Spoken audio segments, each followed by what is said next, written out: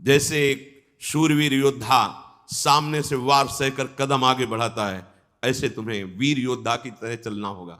कायर मत बनना, तुम्हारे जीवन में कठिनताएं आएंगी। चल चला चल राह में, अनुभूतियों का ले सहारा, कौन तेरा साथ देगा, व्यर्थ में किसको पुकारा। उन्हीं के ऊपर ज्यादा प्रहार करते हैं जिनको रोना धोना पसंद है, इसीलिए समझाते हैं अपनी बात किसी से कहो मत। उपासक को कभी नहीं कमजोर पड़ना है। अपने मन की बात किसी साधक से भी नहीं कहनी कि मेरे अंदर काम आ रहा है। ऐसे तो जप नहीं पा रहे हो, अपराध करके जप पाओगे। अपराध का सीधा प्रभार होता है भजन ना होने देना।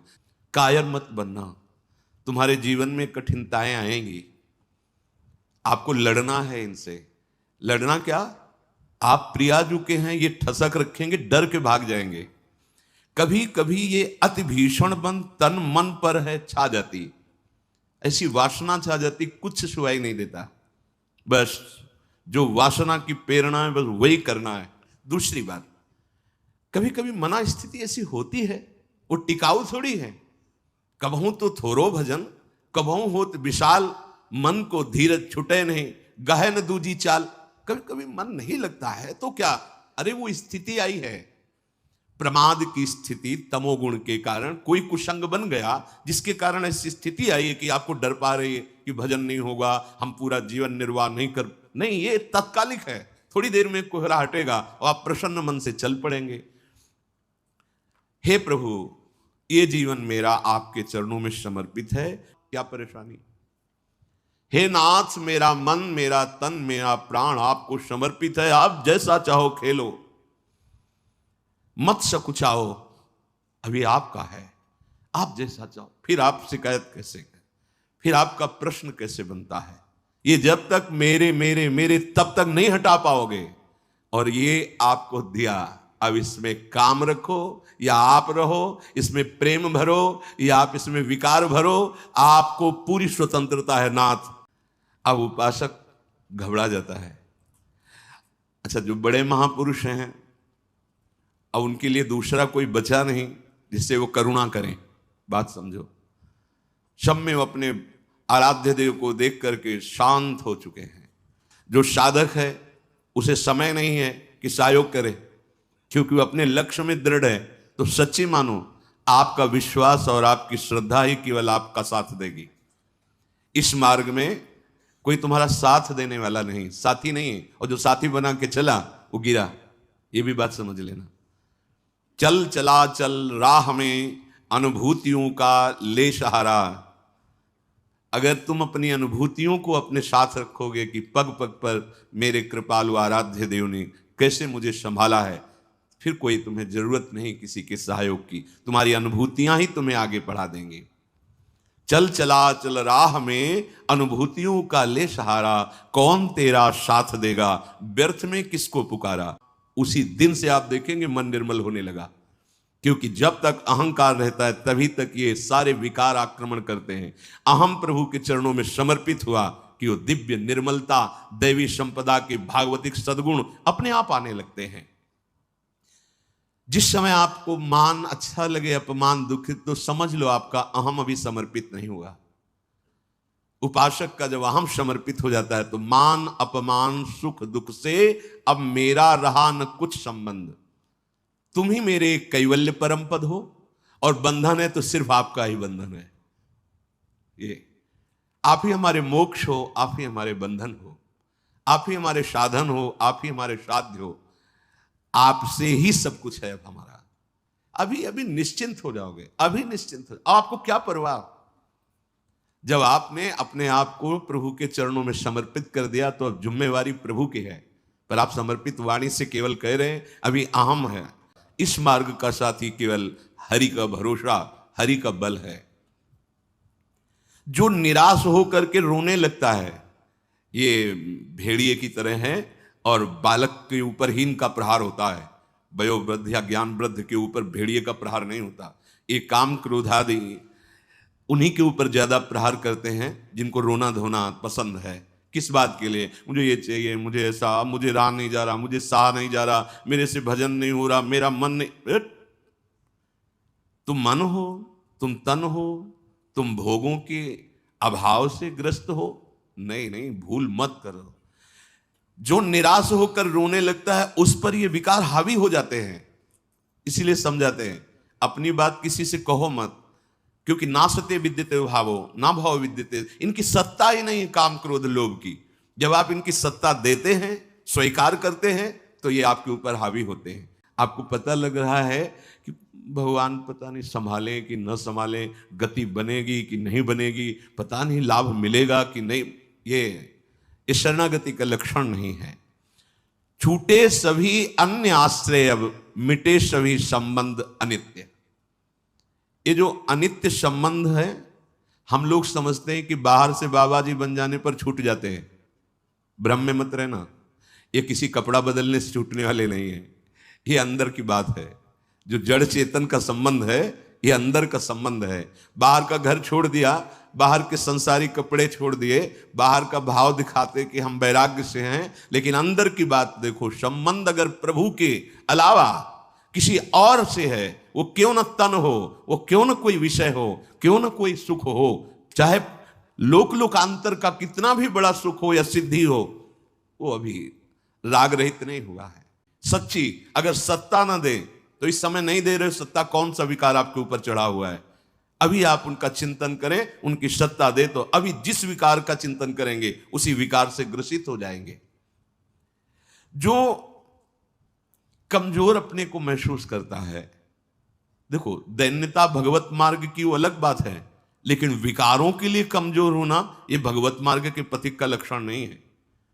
सहना ही तो है ना, भोगने के बाद तो और डबल सहना होता है। तृष्णा होती और कामना होती, दोनों। जब तक भोगा नहीं तो केवल कामना थी, और जब भोग लिया तो उसकी तृष्णा भी साथ है, तो जलना तो पड़ेगा। तो ऐसे जो भयावह दृश्य उपस्थित कर रहा है मन विकारों को लेकर के, उपासक को कभी नहीं कमजोर पड़ना है। अपने मन की बात किसी साधक से भी नहीं कहनी कि मेरे अंदर काम आ रहा है, मेरे अंदर ये विकार, बिल्कुल उनकी सत्ता नहीं देनी। तुम्हें परेशान नहीं होना, तुम्हें दुखी नहीं होना, तुम्हें रोना धोना नहीं है। अब सहा नहीं, मार देंगे, पक्का मार देंगे, भागना पड़ेगा। पूज्य श्री पंडित गया प्रसाद जी महाराज, बड़े पहुंचे हुए महापुरुष जो निरंतर भगवान की लीला में डूबे, वो कह रहे हैं चिंतन संबंध का बोध कराता है और संबंध ही चिंतन में स्थित रखता है। अब आप देखो आपका चिंतन क्या चल रहा है, महापुरुषों के वचन है। चिंतन आपका जहां है, आपका संबंध वही है। अगर प्रियालाल का चिंतन चल रहा है तो प्रियालाल से संबंध है। शरीर का चिंतन है, इंद्रियों का, भोगों का, वस्तु का, व्यक्ति का। ध्यान दीजिए, आपका संबंध जहां होगा वहीं चिंतन होगा, और जहां चिंतन होगा वहीं संबंध माना जाएगा। आप कहते हैं हमारे माई श्यामाजू का राज, कहां चिंतन है आपका? शीघ्रातिशीघ्र चिंतन को संभालिए। यदि कोई भी लौकिक कामना रही तो एक ना एक दिन गिरने पड़ेगा। ये वीरों का मार्ग है। हो भयभीत छोड़कर साहस, जो कापुरुष भाग जाता। कापुरुष कहते हैं कायर पुरुष को। इस मार्ग से अब हम नहीं, अब हम भोगों के लिए जा रहे हैं, तो जाओ। क्या आगे लिख रहे? भाग न पाता, गिर पड़ता हो, बुरी तरह कुचला जाता। ये विकार उसका नाश कर देते, फिर रास्ता नहीं रह जाता। जो चढ़ाई का भगवत मार्ग का बहुत बहुत बहुत भयभीत करने वाली ये बात है। अगर भगवत आश्रय छोड़कर भोगों में आप चले गए तो देखो धाम छूटा, प्रिया जो छूटी, नाम छूटा। ऐसे तो जप नहीं पा रहे हो, अपराध करके जप पाओगे? अपराध का सीधा प्रभाव होता है भजन ना होने देना। जैसे कोई सोचे कि हम मनमानी आचरण करेंगे, गुरु आज्ञा उल्लंघन, शास्त्र विरुद्ध, और फिर मंत्र जप लेंगे, भजन कर लेंगे। बिल्कुल नहीं। एक बार भी निज मंत्र स्मरण नहीं कर सकते, एक बार भी आप भगवत स्मरण करने का अधिकार नहीं रख सकते।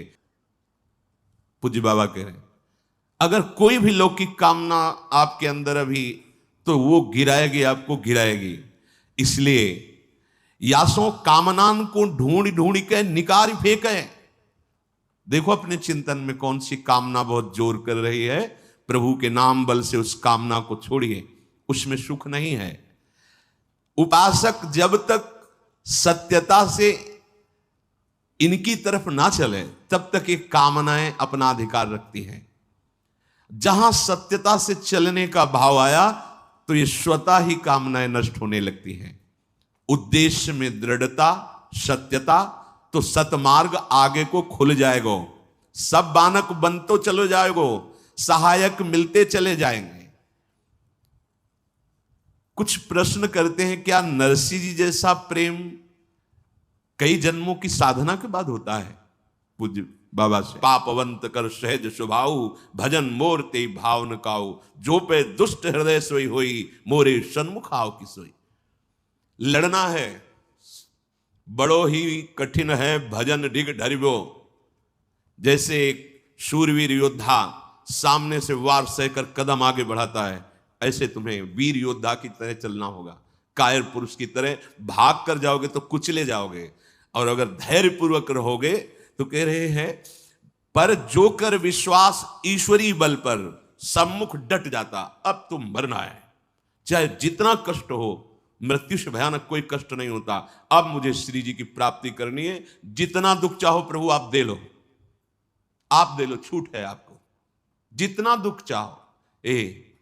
इतना तुम्हारा सोचना होगा कि दुख भाग जाएंगे, कोई दुख छुएगा नहीं तुम्हें। नरसिंह जैसा प्रेम क्या एक जन्म में नहीं हो सकता है? बाबा ने कहा हां, हो सके है, यदि सच्चे सदगुरु की प्राप्ति हो जाए तो। क्योंकि सदगुरु कृपा दृष्टि सेवाकों, प्राणनाथ के मिलवे की ताई रोएबो सिखाए दे। क्योंकि प्राणनाथ ही स्वयं श्री सदगुरु बन के मिलवे को जतन बताए हुए आए हैं। बहुत सुंदर बात, बहुत सुंदर। हम कहते हैं गुरु ब्रह्मा गुरु विष्णु गुरुदेव महेश्वरा, गुरु साक्षात परब्रह्म, लेकिन देख नहीं पाते। अगर हम परब्रह्म भावना सदगुरुदेव में करें तो हमें साक्षात्कार किसका करना है? हम रात दिन चकोर की भांति अपने आराध्य देव को ही तो देख रहे हैं। पूज्य बाबा, उससे डर वे भाग छूटती नहीं, दुखी वो हो पाता जिसने निश्चय कर लिया कि अब सारे दुख मुझे भोगने हैं, पर हम प्रियाजू को, प्रियाजू के नाम को, प्रियाजू के धाम को, प्रियाजू के चरणारविंद की उपासना को कदापि नहीं छोड़ सकता। कुछ भी हो जाए सब डर जाएंगे, काम क्रोध लोभ मोह मद मत्सर, पर हम कायर पुरुष जैसा आचरण कर बैठते हैं। गलती हो जाती है कि हम विषय सेवन में ही शांति का अनुभव करना चाहते हैं। हम चाहते हैं अगर हम ये विषय सेवन कर लें तो हृदय शांत हो जाएगा, जलन मिट जाएगी, कुचले जाओगे, परमार्थ से बहुत दूर कर दिए जाओगे, आपको पता ही नहीं चलेगा। माया का खेल ऐसा है, पता थोड़ी चलता है कि हम भ्रष्ट हो गए, पता थोड़ी चलता है कि हम इतने नीचे उतर गए। जब कोई महात्मा आपको दर्शन कराएगा कि आप कितने नीचे गिर गए, तब आपको पता चलेगा। श्री प्राणनाथ स्वयं सदगुरु बनके मिलवे को जतन बताए हुए आए हैं, अपने मिलवे को जतन बताए हुए आए हैं। देखो प्रिया प्रीतम, इस संसार की वस्तु की तरह कोई चमत्कार कि भाई ऐसे किया प्रिया प्रीतम, ऐसो ना है। ये चमत्कारन में जो फंस गए, जो सिद्धिन में फंस गए, वो तो जान ही ना पावे प्रिया प्रीतम को। यह अलभ्य वस्तु है, ये गूंगे को स्वाद है। बस प्राणनाथ कब मिलेंगे, प्राणनाथ कैसे मिलेंगे, मैं संसार को कैसे भूलूं, ये हृदय में टीस जो कल कर चर्चा कर, ये गुरु कृपा से केवल होती है। एक पीड़ा हृदय में होनी चाहिए। साधन नहीं बताया, यहां बताया कि अगर भगवत प्रेमी सदगुरुदेव भगवान की प्राप्ति हो जाए, उन पे दृढ़ विश्वास हो जाए, क्योंकि वो अपने मिलवे के ताए ही, गिरते समय पता नहीं चलता, माया का ऐसे ही भक्ति का खेल है। चढ़ते समय पता नहीं चलता कि कितनी ऊंचाई पर आप चढ़ते हैं। जब गुरु कृपा से कहीं ऐसे द्वंद्व उपस्थित होते हैं और उन द्वंद्वों पर आपका हृदय विचलित नहीं होता, तब पता चलता है कितनी कृपा भक्ति की है कि हमें इस ऊंचाई पर बैठा दिया कि मान अपमान, लाभ हानि, दुख सुख, ये हमारे ऊपर कोई प्रभाव नहीं डाल पा रहे। पर ये डट वही सकता है जिसने अपने जीवन का लक्ष्य निश्चय कर लिया है। श्रीपाद करें, राधा दास्य, मुझे श्री जी चाहिए। जिसने मन में ये निश्चय कर लिया कि अब मुझे प्रियालाल चाहिए, तो अब उसकी चाह में इतनी सामर्थ होती है कि सबसे लड़ सकता है। गुरु रूप धर के अपना रहस्य बताने आए हैं। एक सेकंड के टाइम भी अपने आराध्य देव को ना भूले। एक सेकंड के टाइम पाठ होए, नाम जप होए, चिंतन होए, या वार्ता होए, या कोई क्रिया होए, बाहरी क्रिया होए या अंदर की क्रिया होए, सर्वप्रथम ये देखना है कि ये सब इनके ताई हो रहे हो या अपने ताई। एक बात, अंदर की चेष्टा, बाहर की चेष्टा आराध्य देव की, गुरुदेव की आज्ञा के अनुसार हो रही या अपने मनमानी। यदि इनके ताई हो रही तो प्रेम, और अपने ताई हो रही तो कामना, वासना, इच्छा, लालसा। अपने ताई तो कामना, वासना, इच्छा, लालसा। अंतःकरण को एकदम खाली करना पड़े। जैसे धन की चाह आने पर चोरी करने के लिए भी उतारू हो जाता है, हिंसा करने के लिए भी उतारू हो जाता है, उसको कुछ भी डर नहीं लगता। एक धन का लोभ चढ़ता है तो प्राणों को सौंप दिया, भय को बिल्कुल रौंद दिया, और जैसा भाव बना वैसा कर बैठा। और आप प्रभु को चाहते हैं और आपको डर लगता है। आप परम धन श्री लाडली जी के गोरे चरणारविंद की प्राप्ति करना चाहते हैं, तो अब अपना अधिकार, अपना पन, अपना महत्व श्री लाडली जी के चरणों में। हे प्रभु, हे प्रिया जी, ये प्राण, ये तन, ये मन आपको समर्पित है। अब जैसा जी चाहे वैसा आप करो। यही है सुदृढ़ योद्धा भगवत मार्ग का। अपना अस्तित्व, अपना महत्व, अपना जीवन जब तक जीवन धन के चरणों में समर्पित नहीं करोगे, तब तक जो स्वामी श्री हरिदास जी महाराज करें, ज्यों ज्यों राखत हो त्यों त्यों रहियत हो हरि। अपनो स्वार्थ नेकहु न छुई जाए, तो श्री सदगुरुदेव की कृपा सिंह है और माया बकरी है। देखो पूज्य बाबा के सिंह, और सिंह के बच्चा को देखते ही बकरी दुबक जाए है, ऐसे ही माया दुबक जाए। जो सदगुरु का कृपा पात्र है, आज्ञा पालन करता है, तो ये माया बकरी उसके सामने दुबक जाती है। ऐसा नहीं कि उसे फंसा सके। सदगुरु भगवान के दुलारे जीव को माया की ताकत देखिबे कि नाए। देखो, अरे वो ठाढ़ी ठाढ़ी सूख जाए, वाके ऊपर कबो अपनो प्रभाव न दिखाए पावे। यह पथ तो श्री सदगुरुदेव भगवान के हाथ बिकायबे पे प्राप्त होता है। जैसे आप रख रहे हो, मैं राजी हूं उसी में, जोई जोई प्यारो करे। ये सिद्धांत, ये रोना धोना नहीं। ये जैसे कभी कभी उपासक वहां प्रश्न कर देते हैं जाके, भजन में मन नहीं लगता, हमें लगता है हम इस मार्ग में चल नहीं पाएंगे। क्या आप चल रहे हो या गोद में बैठे हो? पहले निश्चय करो। यदि चल रहे हो तो इतनी टांगों में दम नहीं है कि ये चढ़ाई तुम चढ़ पाओगे। तो गोद में बैठे हो तो चलने का तुम्हें डर फिर क्यों है? श्री हरिवंश प्रताप नाम नौका निज खेवक, भवसागर सुख तरत निकट हरिवंश जो सेवक। पहली बात तो तुम चल नहीं रहे हो, तुम गोद में बैठे हो। ये जो सौंप दिए मन प्राण तुम्ही को, सौंप दिए ममता अभिमान, जब जैसे जी चाहो बरतो, अपनी वस्तु सर्वथा जान। ये चलने वाले पथिक का नहीं है, ये समर्पित पथिक का है। बैठ गया प्रभु के चरणों का आश्रय लेकर।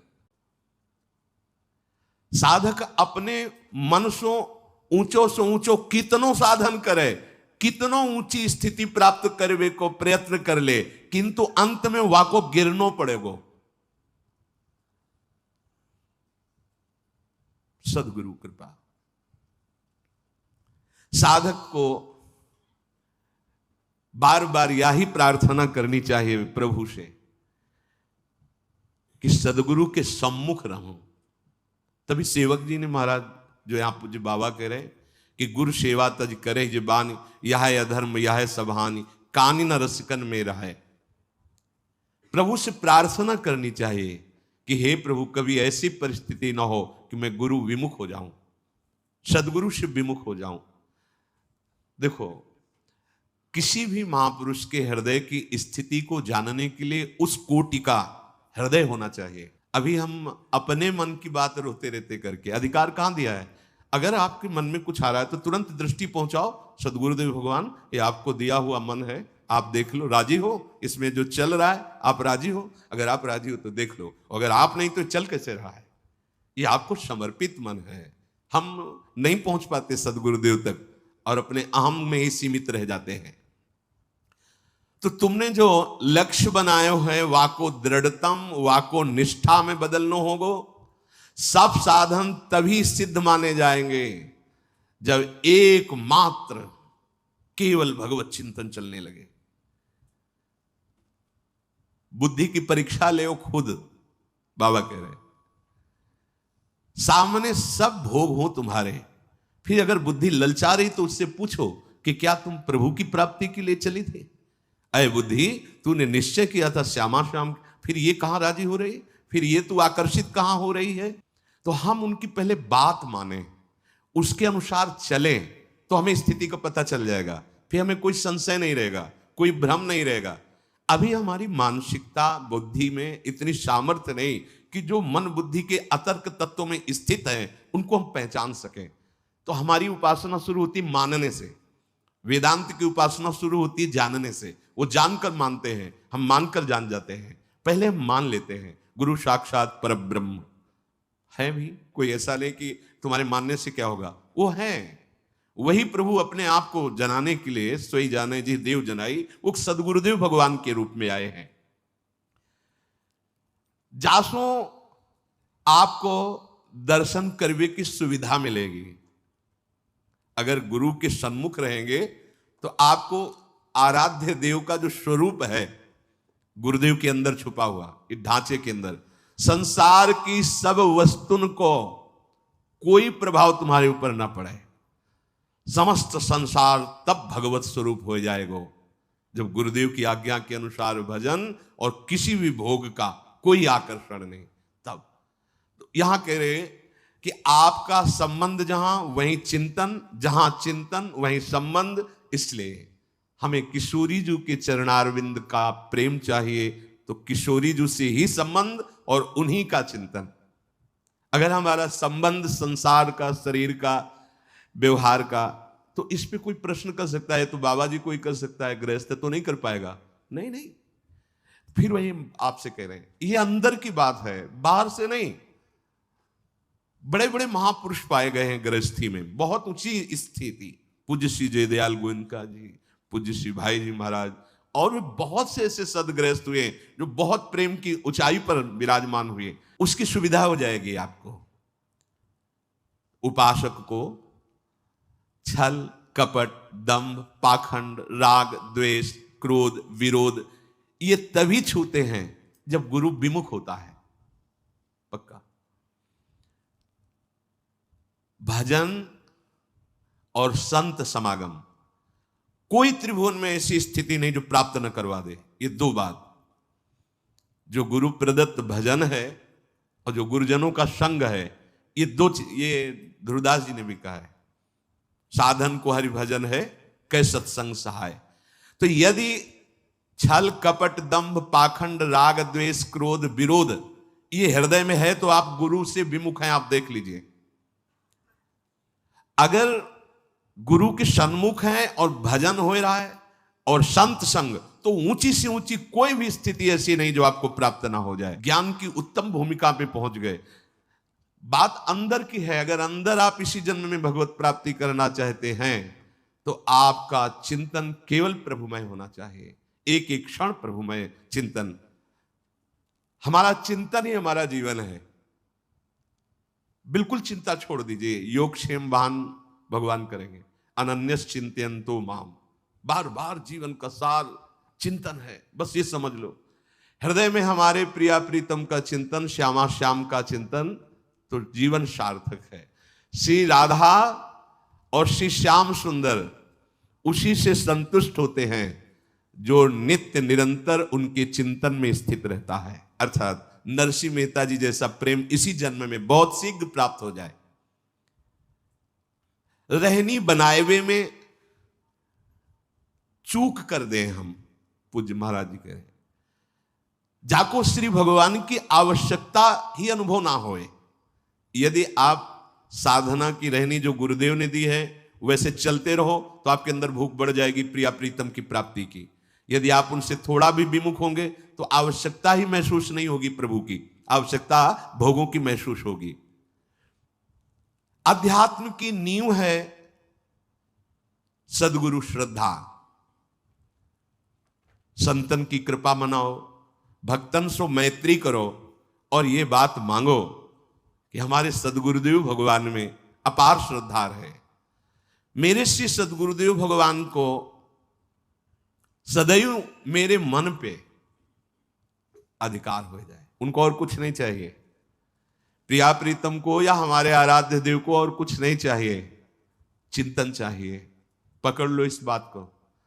तभी बड़े बड़े सम्राट भी बैरागी जनों के आगे मस्तक झुका देते हैं, क्योंकि उनके पास वो है नहीं जो उनके पास है।